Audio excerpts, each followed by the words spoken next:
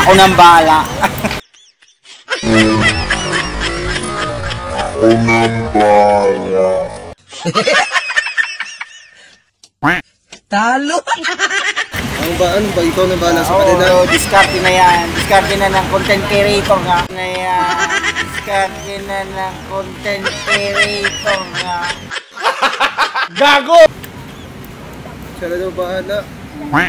Kaya nga content creator ka, vlogger ka, dapat alam mo kung ano gagawin. Paano kung yung mga mag-vlog lang, para lang, nag-vlog lang siya para lang sa pera, pero hindi naman pala, sa kasikatan mo gusto, ano yan? Alam mo kung ano na yan, sabay na yan, pera, kasikatan, sabay na yan, ganyan ang vlogger.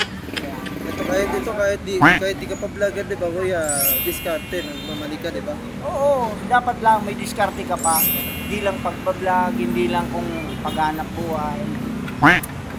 Dapat creative pa, tapos sabayan mo ng mga business, mga ganyan. Kung anong mga sideline mo basta masaya ka sa buhay yung ginagawa mo. Ano yung gusto mo yung gawin sa buhay mo eh. Basta masaya ka. Yan, gawing masaya ang buhay. Masaya rock and roll. Kasi pag malungkot yan, anong mangyari sa'yo? Isad. Isad.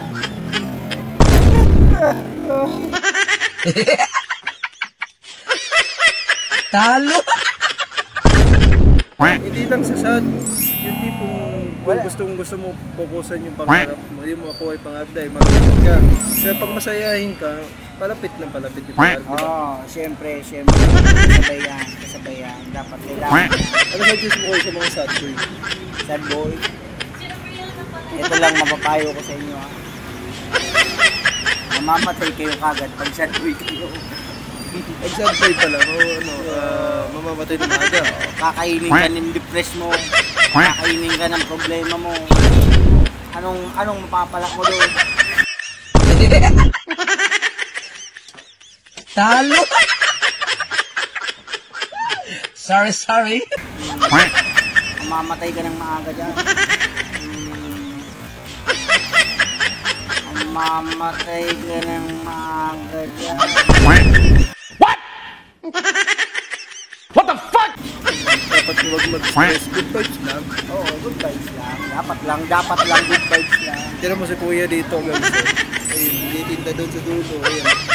Tama ba? Nakita ba? Ayan. Oh, yun. Ay, nakita nyo guys, ayan. Sabi ko, nakita nyo doon sa dulo. Ayan. Titinda siya, pero nagbibidyo. Ano kuya? Dati lang. Simple lang guys. Wag lang mamadali na buhay. Ano lang, parang nasa reels lang.